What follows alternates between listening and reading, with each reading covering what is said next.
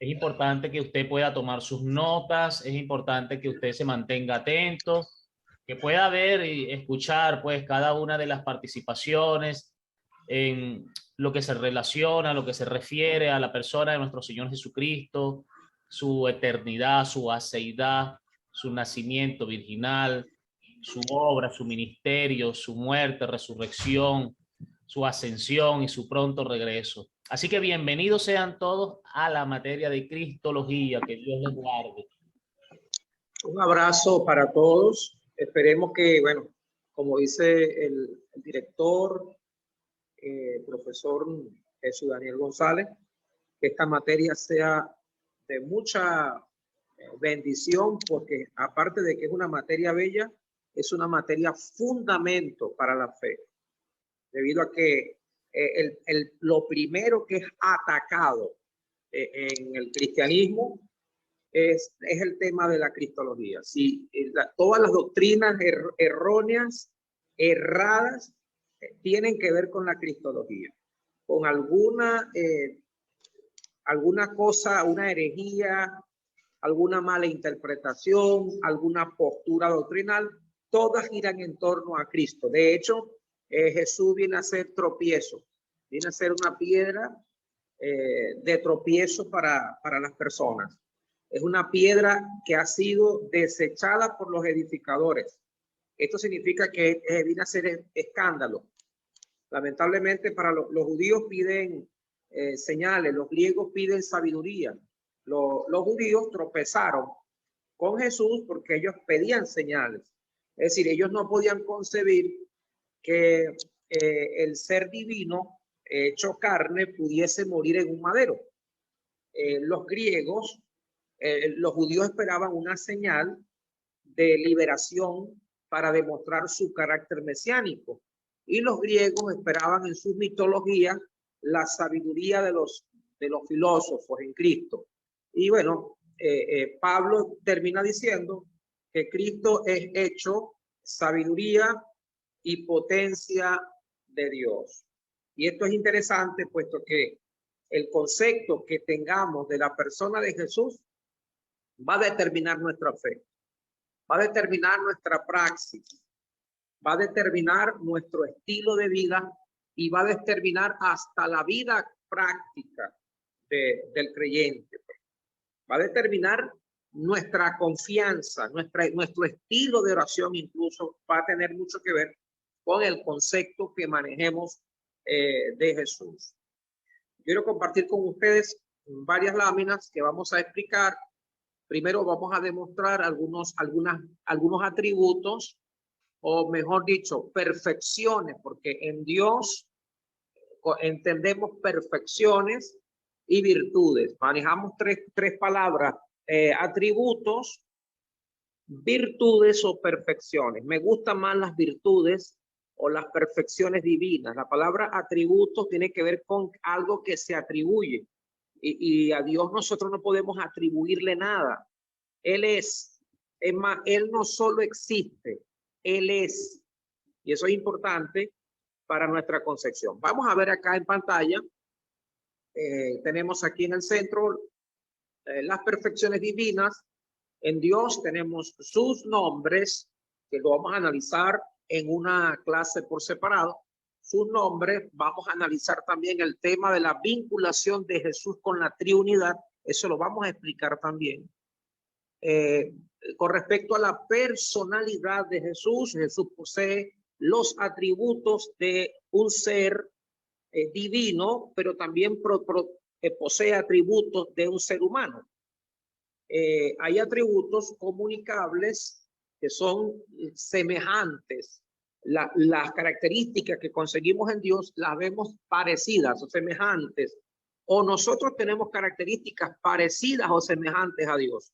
Por eso es que cuando hablamos de personalidad nos referimos a un ser que tiene pensamientos, un ser que tiene emociones y sentimientos, y un ser que tiene voluntad. Es decir, tiene decisiones firmes, tiene sensaciones muy reales y tiene ideas o pensamientos. Esto quiere decir personalidad desde el plano psicológico. En el plano psicológico reconocemos una personalidad por la capacidad de tener autoconciencia, poder tener procesamiento de pensamientos, expresar ideas, expresar sentimientos y determinar determinación. Por lo tanto, en Dios conseguimos personalidad. Dios no es una persona aislada, como algunos piensan. Dios es tripersonal. Es decir, Dios es una tripersonalidad. En Dios conseguimos características trinas. Eso lo vamos a explicar en otro momento, no es el día para analizarlo, ¿no? Dios es un ser personal. Eso es importante.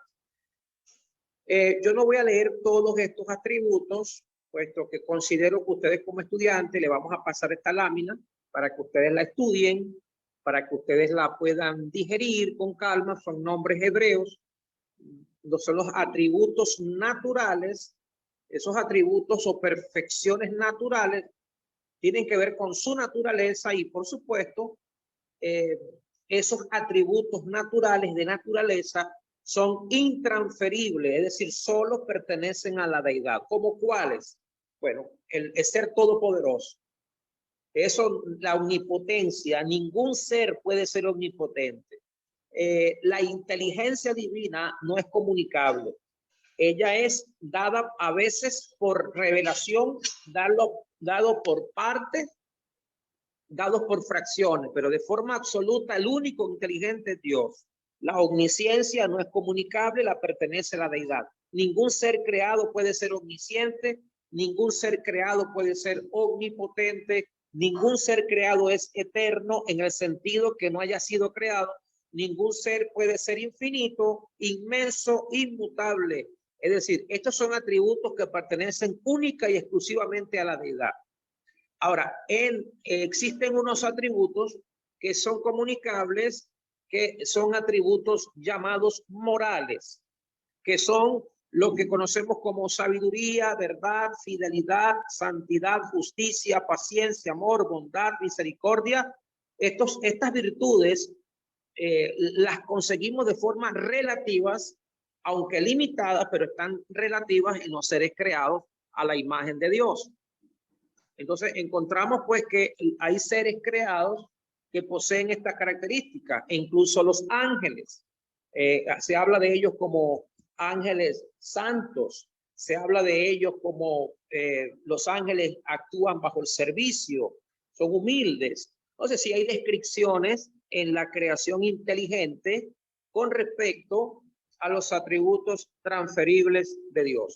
Entonces allí tenemos los atributos transferibles y los atributos intransferibles. Vamos a seguir entonces con nuestras láminas para explicar lo que tiene que ver con la divinidad, lo que tiene que ver con las características que aparecen en Dios. Y es importante que cada uno de ustedes esté alerta, atento a lo que estamos acá enseñando. Vean a bien a continuación uno de los atributos que son intransferibles, que pertenecen como de forma absoluta a Dios, es la inteligencia. Dios entiende esencialmente todas las cosas. Si no hay nada que no pueda entender o no hay nada que no pueda comprender respecto a la creación y respecto a sí mismo. Tiene facultad de conocerse y comprenderse. Dios no es aquel como la canción de Ismael Rivera que decía, he sido el incomprendido, ni tú ni nadie me ha querido. No, Señor, Dios no es el incomprendido. Dios él mismo es comprendido por él y infinitamente se autoconoce. Y también Dios conoce todo lo que está en la creación. Nada escapa de su conocimiento. Por lo tanto, encontramos que esa facultad de conocerse y comprenderse a sí mismo es algo que tiene que ver con simultaneidad, de manera que él concibe y entiende causa y efecto de lo pasado, presente y futuro de una forma perfecta. Su inteligencia es sin error y no tiene omisión en nada. Es ilimitada porque nada escapa o se oculta de su inteligencia y de su presencia. Estos atributos pertenecen a Dios. Estas perfecciones pertenecen a la deidad. Y encontramos otro que es la omnipotencia, que es otro atributo incomunicable, que solamente le pertenece al Creador. Cuando vemos milagros, cuando vemos señales y cuando vemos prodigios, estamos viendo una manifestación de la potencia divina, pero en nosotros está limitada. Es decir, nosotros no somos Dios para tener el control del universo. Me explico. Los milagros son una excepción a la regla de seres limitados, pero sí hay milagros, por supuesto. Pero Dios no vive de milagros porque es que el ambiente de él es sobrenatural. Él es omnipotente, todo lo puede. Este atributo implica que Dios todo lo puede hacer, de manera que es independiente. Él no necesita ayuda de nada ni de nadie. Es un poder absoluto. No hay nada que escape a su control o que no pueda hacer Dios. El poder de Dios es ilimitado. Solo Él puede hacer todas las cosas y su poder no puede ser resistido ni restringido, a menos que Él lo permita con un propósito. Significa que las cosas son posibles para Dios. Consecuentes con esto, ahora estamos hablando de cosas que son consecuentes con su naturaleza. Él puede hacer todo cuanto es digno de sí mismo, excepto pecar, excepto fallarse a sí mismo, defraudarse a sí mismo, negarse a sí mismo. Dios no puede mentir. Él puede hacer todo cuanto es digno de sí mismo, en cuanto no contradiga ni repugne a su divina perfección. Esto estamos haciendo este resumen para luego entrar a la cristología, ya que estos atributos divinos están presentes en Cristo. Pero antes de explicar lo que son estas cosas en Jesús, estas perfecciones en Jesús, veamos otro atributo, la inmutabilidad. Mediante la inmutabilidad, Dios no cambia, siempre es el mismo en esencia.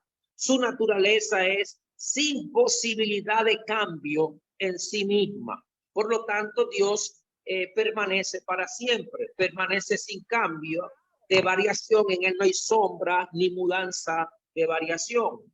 Eso significa de que Dios en su esencia, como en carácter, es inmutable. Todas las características morales de su naturaleza no están sujetas a cambio.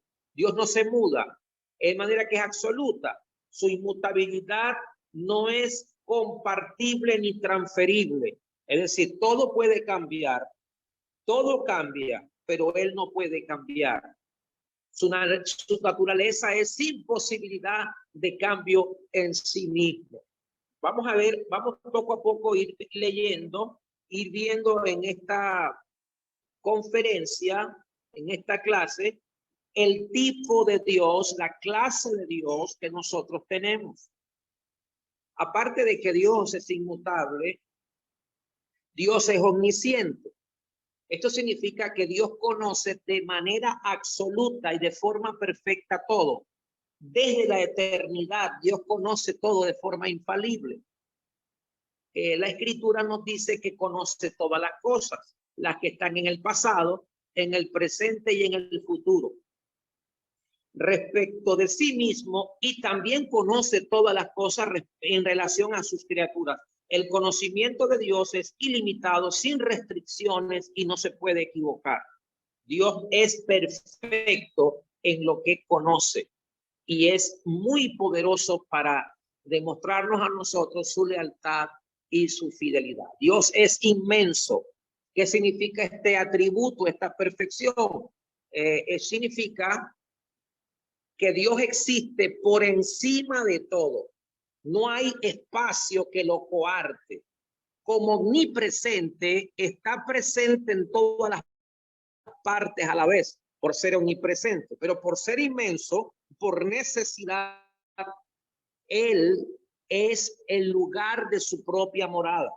La pregunta es, ¿dónde estaba Dios antes de crear todas las cosas? La respuesta es obvia, no estaba en ninguna parte, porque las partes no habían sido creadas.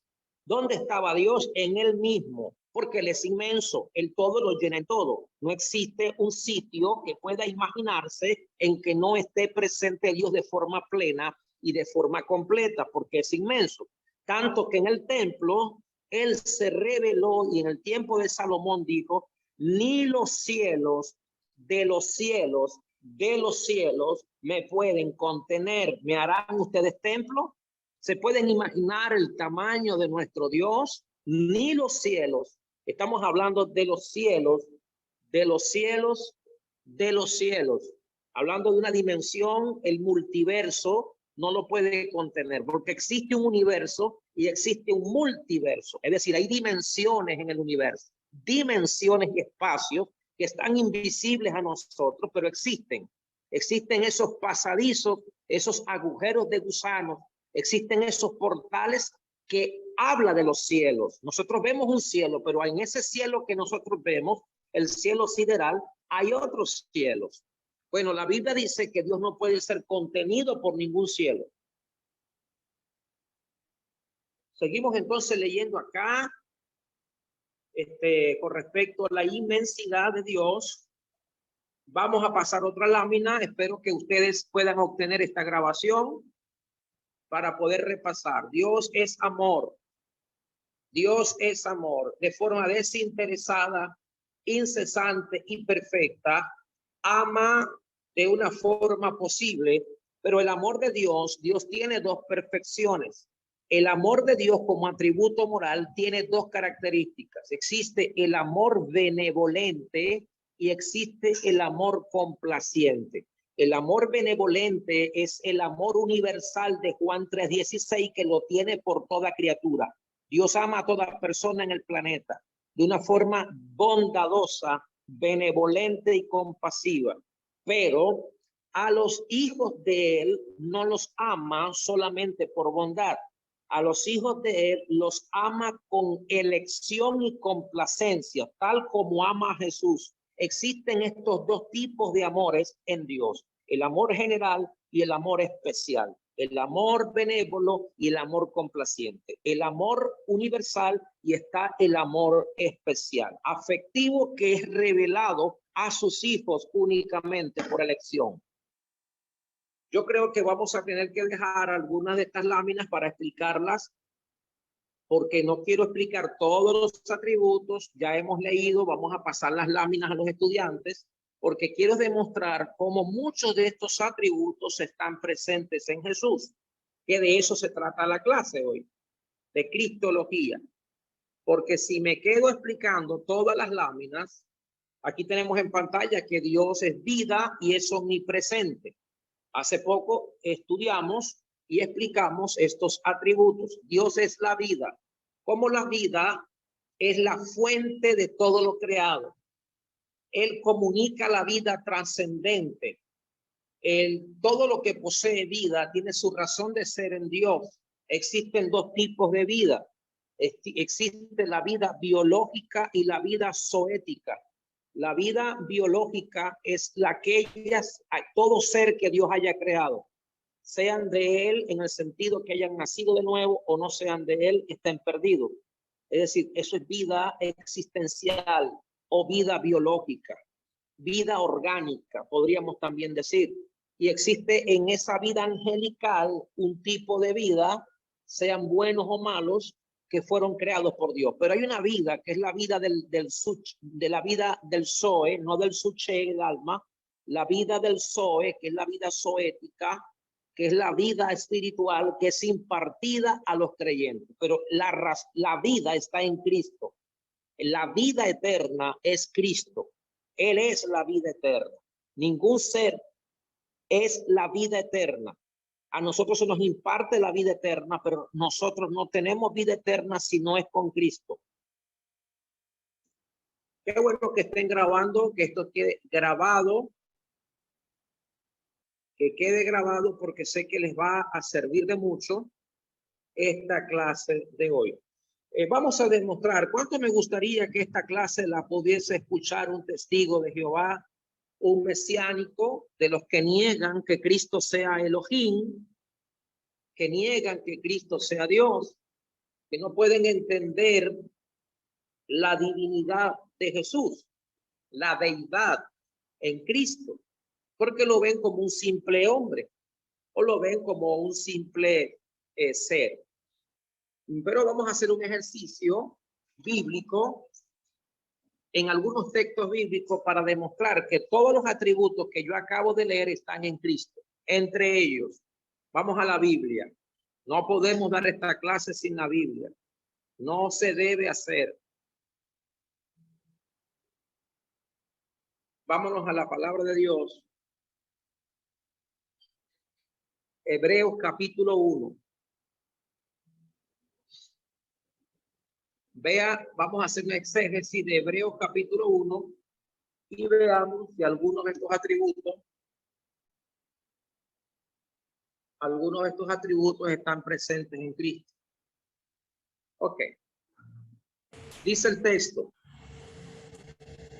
habiendo Dios hablado en el tiempo antiguo muchas veces y de muchas maneras a los padres por los profetas, en estos postreros días nos habló por medio del Hijo, a quien constituyó heredero de todas las cosas y por el cual hizo también los siglos. Esto es importantísimo. ¿A quién se está refiriendo este texto? Dice, y por el cual hizo también los siglos. Allí los siglos, el universo, es el multiverso. Está en plural, los siglos. Es decir, que encontramos que la creación tiene una causa, que es Cristo. Pero aquí no solamente está diciendo por el cual a sí mismo hizo el universo. Está diciendo que el sujeto que es creador es Cristo. Solamente un ser inteligente, absolutamente perfecto, inmutable, verdadero, vivo, infinito, puede crear el multiverso. Dice el versículo 3, quien siendo el resplandor de su gloria. Esto es interesantísimo. Aquí está diciendo que Cristo es el resplandor de su gloria. No está diciendo que Cristo refleja la gloria, sino que el Padre, Dios el Padre, lo que hace que brille es Cristo. Es decir, está diciendo aquí que Cristo es el propio resplandor de Dios. Es como decir el sol y los rayos solares. No podemos separar una cosa de la otra. Es decir, lo que el texto dice es que el Jesús es la gloria, el resplandor del Padre, es su brillo. Le hago una pregunta: ¿puede un ser creado ser el brillo de Dios? ¿Puede Dios ser reflejado en su omnipotencia, en su omnipresencia? Porque si Cristo es el resplandor de su gloria, tiene que ser omnipresente, porque este resplandor tendría que estar en muchas partes a la vez. Si Dios es omnipresente, entonces su resplandor tiene que ser omnipresente.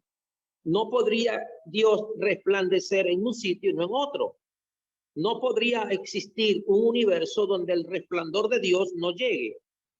Y si eso es así, entonces Cristo es omnipresente porque Él es su resplandor. Ese resplandor es inmutable. ¿Por qué es inmutable? Porque Dios no puede cambiar. Si Cristo fuera una criatura, es decir, que hubo un tiempo en que Cristo no existía, entonces hubo un tiempo en que el Padre no tenía resplandor. Entonces sería un ser mutable y habría en él sombra de variación. Si en Dios no hay sombra de variación, entonces su resplandor gloriosa tiene que ser eterna. Siempre ha existido. Por eso Cristo dijo, aquella gloria que tuve contigo antes que el mundo fuera. ¿Qué significa eso? Que eternamente Cristo ha sido el brillo, la majestad, el fulgor, el resplandor de la realeza. Ese resplandor es tan poderoso, tan omnipotente como el Padre mismo. Siendo el resplandor de su gloria, dice, la imagen misma de su ser. Noten esta versión, la imagen misma de su ser. Cristo es la imagen misma de su ser. Es decir, el ser divino tiene una imagen. una forma, un morfe. Y Jesús es la imagen exacta de ese ser. No puede ser un ángel creado. Aunque en el Antiguo Testamento a Jesús se le llamó ángel de Yahvé, no se le llamó ángel de Yahvé del Eterno porque fuese un ser creado, sino porque los antiguos no tenían un nombre claro. Ellos no tenían revelado ningún nombre como lo tenemos nosotros hoy. Y ese ser misterioso que se aparecía a ellos, que lo podían ver, era la forma visible que Jesús tomaba a través de que Dios hacía esta forma para poderse hacer ver. De alguna manera se presentaba en forma humanoide, se presentaba en forma de varón, se presentaba en forma angelical, pero todos sabemos que no era un ángel, no era un simple humano, sino era Dios tomando una forma para poder ser visto, llamado en el antiguo pacto el ángel de Yahvé. Pero Jesús no es una criatura creada, es Dios mismo, ya que dice Cristo es la imagen misma de su ser. Y aquí viene la parte de la omnipotencia. Dice, quien sustenta todas las cosas con la palabra de su poder. Esto es interesante. Quien sustenta todas las cosas. La palabra todas las cosas es que no existe una molécula en el vasto universo, no existe un asteroide, no existe un átomo, no existe un electrón, un protón, no existe un ser inteligente que pueda ver que él no lo sustente. Es decir, que aún la materia para existir necesita a Cristo. Dice que sostiene todas las cosas. Él las sostiene. Es decir, la ley de la termodinámica explica que lo que no se sostiene se desaparece. Haga la prueba. Usted deja su automóvil, nunca lo lava, nunca lo maneja y lo va a conseguir destruido a los años. Y su casa se va a caer a pedazos si usted no la limpia. Entonces, ¿qué es lo que sostiene el universo en existencia? ¿Quién le hace mantenimiento? Es Cristo. Ahí dice, ¿quién sustenta, sostiene, cuida todas las cosas con la palabra de su poder? Por eso la Biblia dice que un pájaro no cae a tierra sin vuestro Padre Celestial, que aún el cabello está contado. Eso hablando del Padre. Fíjense que aquí se habla de Cristo. No existe un ave que caiga a tierra y como una canción tradicional dice que ni las hojas de los árboles se mueven, sino es por su poder. Todo lo que sucede, lo que existe, el Padre lo sostiene. Ahora mismo el ventilador de mi casa, esa energía eléctrica para que pueda ser, tiene que darle forma a Cristo. Los mismos demonios para poder existir, escúchame, Satanás para poder existir necesita la energía que Cristo le presta. Es decir, sin la energía de Cristo, ningún ángel se mueve. Aún el infierno existe porque la energía de Cristo le da existencia. Ahora, él no es responsable de que ellos se quemen. Él tiene el sartén por la mano, pero él es el soberano. Él es el omnipotente. Aún el malvado para matar a otro necesita para la fuerza motriz, el carbón encendido necesita la fuerza motriz de Cristo. ¿Cómo van a decir los testigos de Jehová que Cristo no es Dios? O los mesiánicos decir que él es Ben Joseph, el Mesías, hijo de José. Por supuesto que era hijo de José en sentido adoptado, pero en sentido sustancial, únicamente Dios puede sostener todas las cosas con la palabra de su poder. Un ser omnipotente lo puede hacer. Espero que con esto ustedes hayan quedado claros. Me gustaría saber si me están escuchando, si me están siguiendo. Quiero saber si están por allí, si me están siguiendo. Amén, amén, sí, pastor. Ok, entonces vamos a seguir con la clase. Amén, amén, claro que sí. Amén, Sí, estamos escuchando. Ok, entonces vamos a seguir con la clase de Cristología.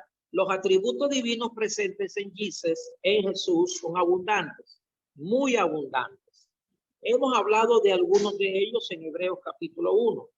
Me gustaría tocar otros ejemplos bíblicos de que estos atributos están presentes en el Señor, están presentes en Él. Ok. Vamos a usar textos bíblicos porque es lo que nos convence a nosotros, los textos bíblicos. En Hebreos capítulo 1, vamos al mismo libro de los Hebreos. En Hebreos capítulo 1 sigue diciendo la palabra de Dios.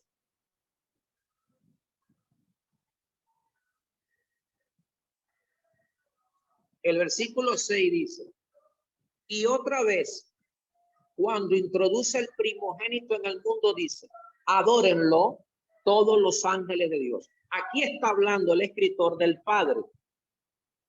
Del Padre.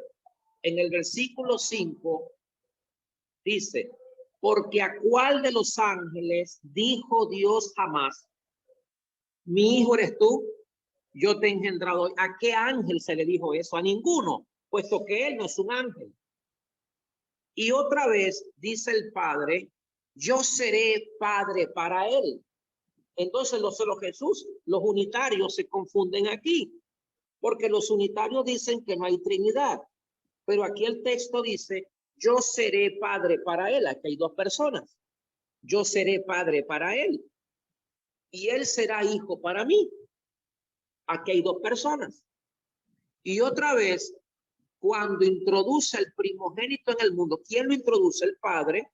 Dice, el Padre dice, adórenlo todos los ángeles de Dios. El mismo Padre está pidiendo que a Jesús se le adore. Y ustedes saben que no se puede adorar a otro Dios. Está prohibido en el antiguo pacto, no te inclinarás a dioses ajenos, ni los honrarás, porque yo soy el Señor, Dios fuerte y celoso. Entonces, ¿por qué el Padre le pide a los ángeles que lo adoren? Tiene que ser que el Padre está reconociendo que Jesucristo es Dios como él. Son iguales en sustancia, son iguales en naturaleza. Las virtudes divinas están en los dos. Y dice, el Padre dice que le adoren. El 7, ciertamente los ángeles dice, el que hace a sus ángeles espíritu y a sus servidores llama de fuego. El Padre está diciendo, ok, los ángeles son espíritus, los ángeles son servidores, son llamas de fuego, pero miren lo que dice el Padre de Cristo, algo muy diferente de los ángeles. Los testigos de Jehová se yerran en identificar a Cristo con el arcángel Miguel, porque aquí en este texto la diferencia está clara. Lo que el escritor está diciendo en el argumento es que el Padre, mire lo que ha dicho de Cristo, el versículo 8. Pero respecto al Hijo, ¿qué dijo el Padre del Hijo? Tu trono, oh Dios. ¿Quién está llamando a Cristo Dios? El propio Padre. ¿Quién soy yo? ¿Quién eres tú? ¿Quién es los testigos del diablo para decir que Cristo no es Dios? Dice, tu trono, oh Dios, es por los siglos de los siglos. Si es por los siglos de los siglos, Jesucristo es inmutable. Jesucristo es eterno. Jesucristo es poderoso. Jesucristo es soberano. Tiene un trono, por lo tanto gobierna. Es el omnipotente. Dice, cetro de equidad es el cetro de tu reino. El Padre está diciendo que Cristo tiene un reino, que es el mismo de él. Amaste la justicia y aborreciste la iniquidad. Por esto te ungió. Aquí está hablando de la parte humana de Cristo. Por esto te ungió, oh Dios, el Dios tuyo. ¿Qué le parece? Es Dios y a la vez es hombre, ya que tiene un Dios. Por eso te ungió, oh Dios, el Dios tuyo, con óleo de alegría más que a tus compañeros.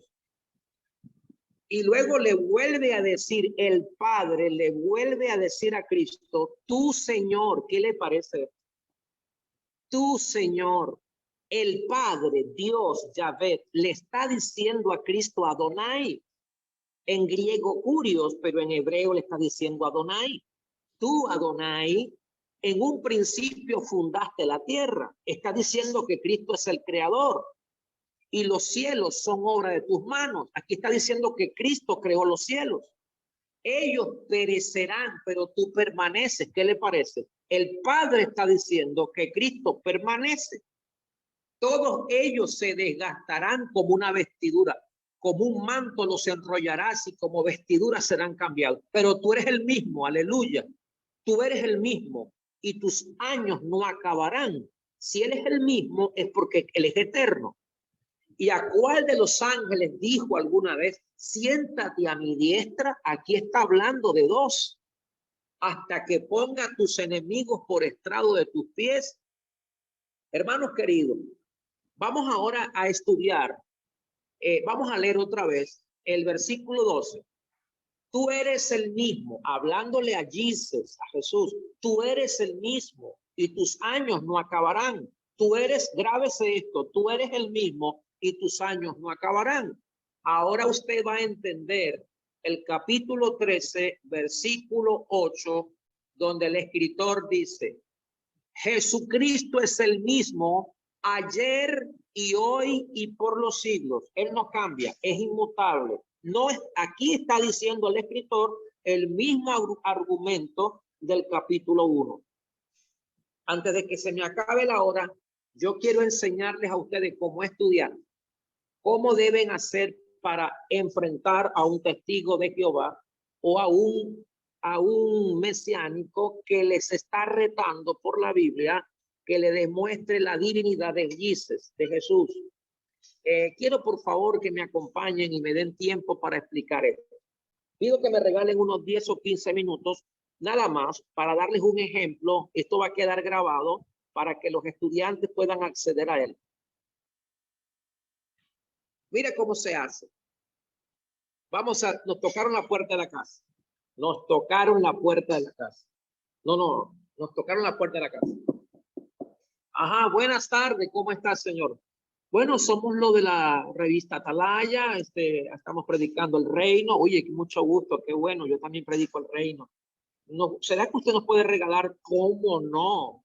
Quiero pase, siéntese aquí.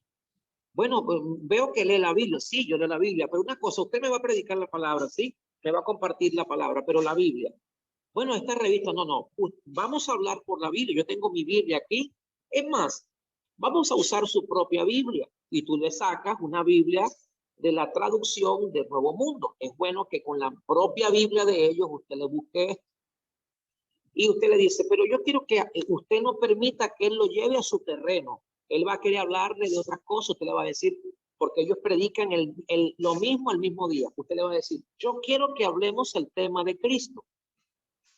¿Será que usted me puede regalar para compartir con usted el tema de Cristo? Porque él va a cambiar la cara cuando tú le digas eso, porque le va a decir, yo voy a aceptar que tú me digas algo rápido, ¿sí? Dímelo y después tú me escuchas a mí. Entonces usted lo escucha él con paciencia. Después que usted lo escucha con paciencia, usted entra al tema de Cristo. Y usted le dice, yo quiero que usted me aclare algunas dudas acá. Él va a estar con los ojos pelados. Y usted le va a decir, ¿nos podemos ubicar en Isaías, por favor? Yo quiero que usted me hable de quién es el alfa y la omega. Este es clave. Esto es clave. Esto es clave. Explíqueme quién es el primero y el último. Porque yo leo la Biblia, pero quiero constatar con usted. Él le va a decir, oh, ya Jehová de los ejércitos, Jehová, el nombre Jehová, él es el primero y el último. Él es nuestro Dios todopoderoso. Y usted se sonríe y le dice, bueno, pero vamos a buscar unos textos. Y el primer texto que yo recomiendo siempre es este. Usted lo lleva a Isaías. El primer texto que usted va a leerle al testigo de Jehová con su propia Biblia, Isaías 41:4. Entonces usted va a demostrar esto. Isaías 41:4. Él va a estar muy contento porque este texto habla de Yahvé. Isaías 41, versículo 4. ¿Quién lo planeó y lo ejecutó? Yo, el que anuncia el futuro de antemano. Yo, Yahvé. Él se sonríe. ¿Se da cuenta que es Yahvé? Que soy el primero. Y también soy con los postreros. Entonces usted le dice, ¿está de acuerdo que este texto habla de Yahvé? Sí, por supuesto. Él es el primero y él está con los postreros. Usted le dice, ¿y quién es el del 43? versículo 10. ¿De quién está hablando ese texto en el versículo 10? Y él lo va a leer con usted en su Biblia. Dice, sed mis testigos, dice Yahvé. Ahí está el texto favorito de la Watchtower, los testigos de Jehová. Y mi siervo que yo escogí, para que sepáis y creáis y comprendáis que yo soy. Y usted lee con él, mira lo que dice aquí, antes de mí no hubo Dios, ni existirá otro después de mí. Yo soy Yahvé, y fuera de mí no hay quien salve. Usted le dice, ¿está usted de acuerdo conmigo que Yahvé es el Salvador? No hay otro Dios sino Él. Él es el Salvador. Él va a sonreír y le va a decir a usted que sí. Explíqueme qué quiere decir Isaías 44:6. Vamos a leerlo porque está muy interesante lo que usted me está hablando. Así dice Yahvé, Rey de Israel, Yahvé Sebaot, que lo está redimiendo. Yo soy el primero y yo soy el último. Fuera de mí no hay Elohim. Él se va a sonreír y le va a decir, yo se lo vengo diciendo. Aquí está hablando del Jehová, el único Elohim. Él es el primero y él es el último. Usted le dice, para terminar, una curiosidad. Vamos a Isaías 48:12. ¿Quién aparece en Isaías 48:12? Usted me podría explicar el versículo 12. Escúchame, Jacob, a quien llamo Israel. Yo soy el primero, yo soy el eterno, yo soy el eterno. ¿Quién es aquí entonces? Él va a decir, ya le vuelvo a decir que está hablando Jehová. Usted le dice, me gustaría que me explicara en el Nuevo Testamento Apocalipsis 1:8. Allí empieza el testigo a arrugar la cara porque lo vamos a llevar a nuestro terreno. En Apocalipsis 1:8 yo tengo entendido que allí está hablando alguien y dice Apocalipsis 1:7 y 8. Dice, he aquí viene con las nubes. ¿Quién viene con las nubes? Y él le dice, bueno, Jesús. Me imagino que el Mesías es el que viene con las nubes y todo ojo le verá. ¿Este personaje es Jehová o es Jesús? Evidentemente es Jesús. Y dice, también lo verán aquellos que los traspasaron. El texto está diciendo que entonces a Jesús traspasaron. ¿Está usted de acuerdo que a Jesús traspasaron? Bueno, lógicamente en la cruz traspasaron. ¿Y está de acuerdo que el texto está hablando de Jesús? Sí. ¿Y que hará lamentación por él todas las tribus de la tierra cuando él venga a reinar? Sí. Él dirá, lo estamos esperando. Y dice aquí, sí, amén. Yo soy el alfa y la omega, dice el Señor Dios, el que es, el que era y que viene, el Todopoderoso. Le pregunto a usted, señor testigo de Jehová, ¿de quién está hablando este texto? El testigo, para ser coherente con su argumento, te va a decir que Jehová. Es más, en la traducción Nuevo Mundo, alterando el texto griego, ponen ahí Jehová. Dice Jehová. Es el momento indicado para levantar un candelazo, un tiro fuerte, y usted le va a decir, bueno, si usted está diciendo que es Jehová, ese del versículo 8, porque usted está siendo fiel a su argumentación y a su Biblia, déjeme decirle que aquí hay dos cosas que se contradicen. ¿Cuáles? Uno, el versículo 7, que es el contexto, está hablando de Jesús. ¿Estamos de acuerdo? Sí. ¿Por qué no en el versículo 8? Porque usted cambia abruptamente el contexto. En segundo lugar, el otro problema que usted tiene es que en el versículo 8 dice que viene, el que viene. Entonces usted me está diciendo que Jehová viene. ¿Cuándo viene Jehová? Él empieza a rascarse la cabeza porque él está cayendo en su propia red, ya que él dijo que en el versículo 7 el que viene, he aquí el que viene con las nubes, todo ojo le verá. Luego en el versículo 8 dice que Jehová, entonces me está diciendo a mí que Jehová viene. ¿Y en qué parte de la Biblia dice que Jehová viene? Aquí el que está hablando, el que viene es Jesús, usted lo acaba de decir. ¿No será que usted está equivocado y está atribuyéndole esta expresión a otro y no a Jesús? Pero vamos a dejarlo hasta aquí. Quiero que me acompañe el capítulo 2 de Apocalipsis. Vamos a ir descubriendo en el Apocalipsis 2, versículo 8, ¿quién es? ¿De quién habla la Biblia allí? El versículo 8 dice, escribe al ángel de la iglesia en Esmirna. Esto dice el primero y el postrero. Señor testigo de Jehová, usted me dijo que en el Apocalipsis 1:8 no es Jesús, es Jehová. Porque usted estaba tratando de concatenar Isaías con este texto. Pero yo quiero que me explique el 2:8. Entonces, ¿quién es el primero y el último? Porque aquí está diciendo, esto dice el primero y el postrero. ¿Es Jehová o es Cristo? Entonces él empieza a pegar los ojos y tú no lo dejas hablar. Le dice, ya va, pero lee el texto. Dice, el que estuvo muerto y volvió a vivir. Dígame usted, ¿de quién está hablando el texto? ¿Quién estuvo muerto y volvió a vivir?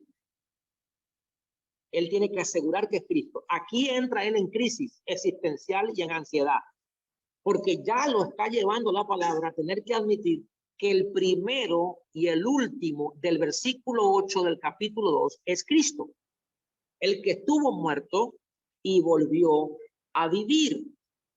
Entonces, lo interesante de todo esto, y qué sería bueno en el capítulo 1, fíjese, vámonos al capítulo 1 otra vez, señor testigo de Jehová. Eso sería bueno que usted lo lea conmigo. Bueno que usted lea todo lo que dice aquí conmigo.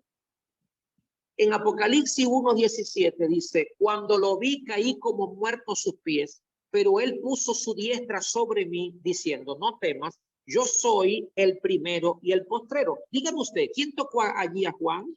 ¿Quién lo estaba tocando? Jesús, ¿verdad? ¿Cómo sabemos que Jesús? El que vive, aunque estuve muerto, pero aquí vivo por los siglos de los siglos y tengo las llaves de la muerte y el Hades. Le hago una pregunta. ¿Está usted de acuerdo que es Cristo o no es Cristo?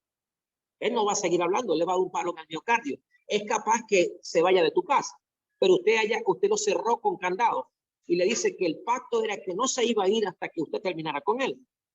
Luego usted le dice, vamos a seguir leyendo porque es interesante descubrir quién es el primero y el último. Vamos a ver Apocalipsis 21, versículo 6.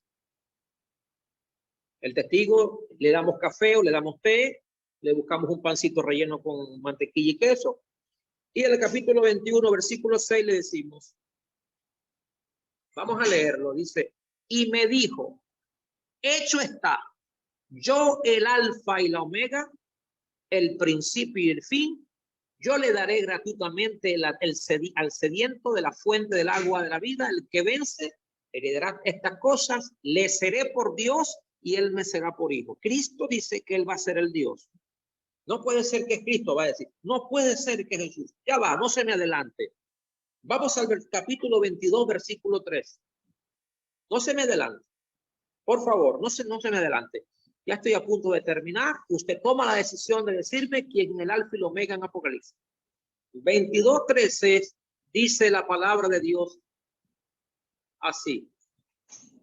He aquí vengo pronto. ¿Quién viene? Dígame quién viene. Cristo, ¿verdad? Y mi galardón conmigo para recompensar a cada uno según sea su obra. Yo, el alfa y el omega, el primero y el último, el principio y el fin. Le hago una pregunta. ¿Está de acuerdo que Jesús, contra las leyes de la gramática, no puede argumentarse?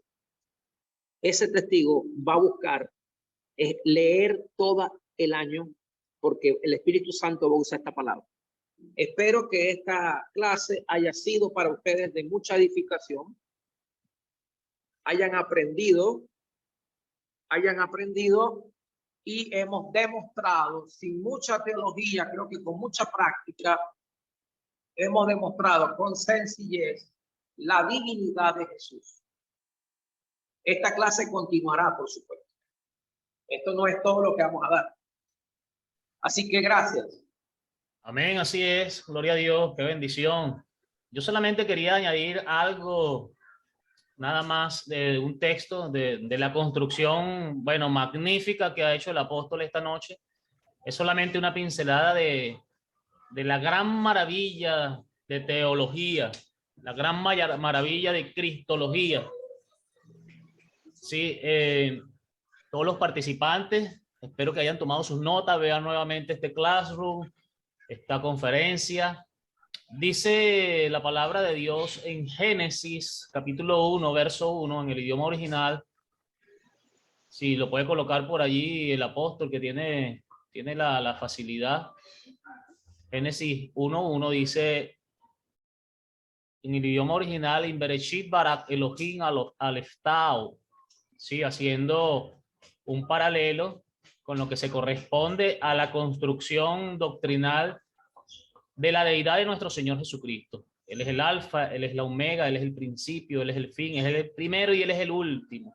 Ahí está, ¿ves? Como lo acaba de colocar el apóstol, gracias. En principio, Elohim Aleftau creó los cielos y la tierra. Note bien usted para que pueda fijarse este conocimiento de lo que es la cristología. En el hebreo, el principio es Bereshit. Bereshit.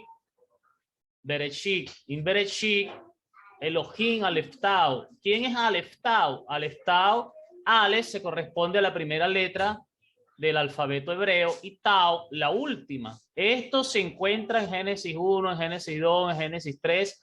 Ya le iremos ayudando con la construcción del nombre del Señor, el primero y el último. Él es el principio y Él es el fin. Y de igual forma, cuando nosotros decimos, según el idioma griego, o dice la palabra, Él es el alfa y Él es la omega, como bien lo señaló el apóstol en esta noche. Quería añadir un poco sobre esto porque vamos a seguir avanzando en lo que es la construcción de esta doctrina. Y por supuesto, mucho más avanzada el próximo año cuando usted vea licenciatura, Teología del Antiguo Pacto, como están viendo en este momento los estudiantes de licenciatura. Si hay alguna pregunta, por favor, este es el momento. Vamos a tomarnos unos 2 minutos. Si hay alguna pregunta, por favor.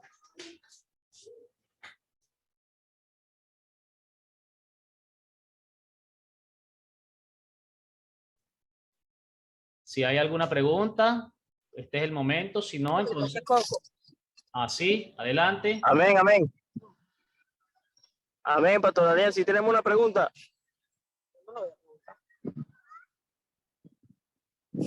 Adelante, amado, hágala. Ok, con respecto al texto que habló el apóstol de cuando el Señor oró y dijo que le devolviera la gloria primera que tenía, yo quería hacer una pregunta con respecto allí. Hubo un momento, se podría decir, no sé, que hubo un momento donde la Trinidad, la Trinidad, perdón, dejó de tener esa, tal vez porque Cristo perdió no sé si la perdió o la dejó, no sé cómo explicarlo. En el sentido de que, por ejemplo, voy a poner un ejemplo, como él dice que se despojó en Filipenses, un poquito habla acerca de eso. No sé si allí hubo por un momento una ausencia de la deidad en Cristo, no sé. No. Déjame responderte. Buena pregunta. Excelente pregunta. Déjame responderte. Mira. Yo respeto toda posición doctrinal que tengan algún colega sobre esto. Lo respeto. Te voy a explicar la que yo creo o la que yo veo en la palabra. Pueda que me refuten, pero hasta ahora no existe base bíblica de que Jesús haya dejado de ser Dios cuando se hizo hombre. No existe. Lo que ocurrió fue que al fusionarse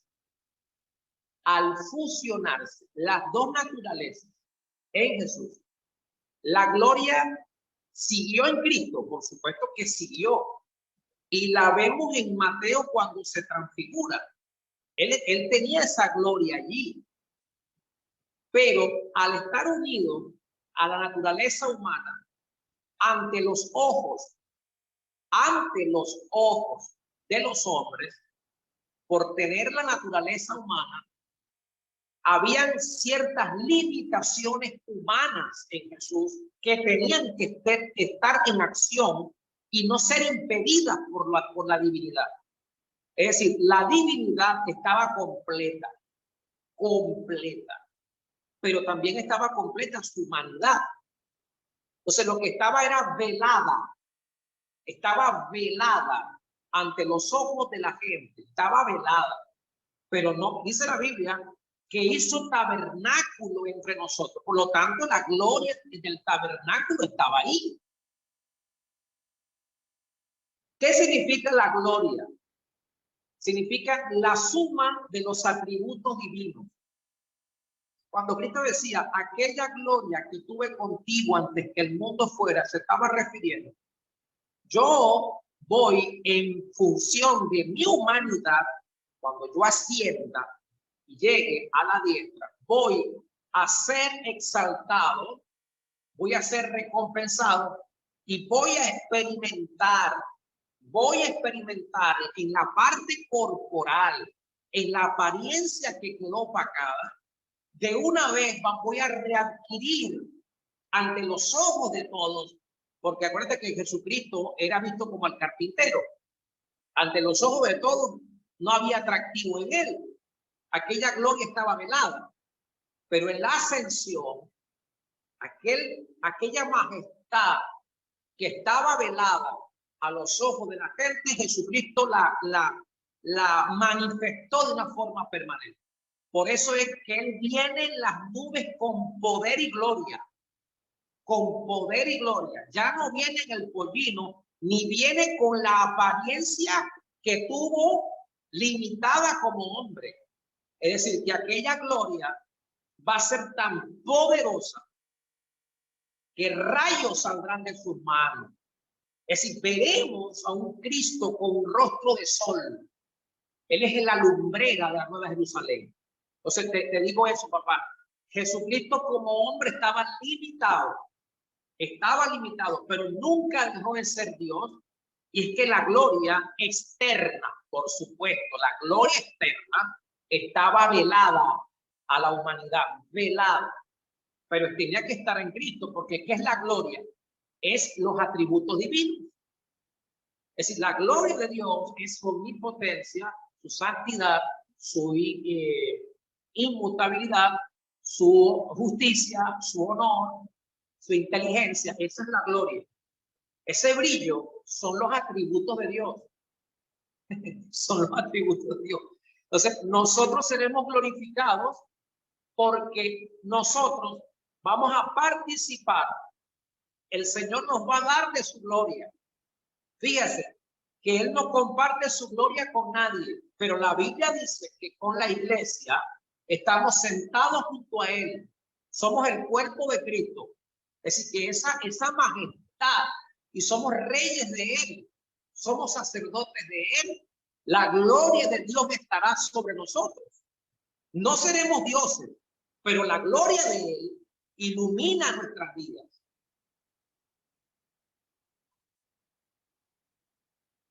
Amén, amén. Gracias, apóstol. Gracias. Cuando está la cruz que dice, Dios mío, ¿por qué me has desamparado? ¿A qué se refiere? Estaba citando el Salmo 22. Como Mesías citó el Salmo 22. Eli lama, se estaba identificando con el Salmo mesiánico. Además, en la traducción no es ¿por qué me has abandonado? No es. La traducción es ¿para qué? ¿Para qué me has abandonado? ¿Para qué? Es decir, ¿cuál es el propósito de este abandono? Porque Jesucristo como hombre sintió la ira de Dios en él. El Padre lo estaba maldiciendo a él. Apóstol.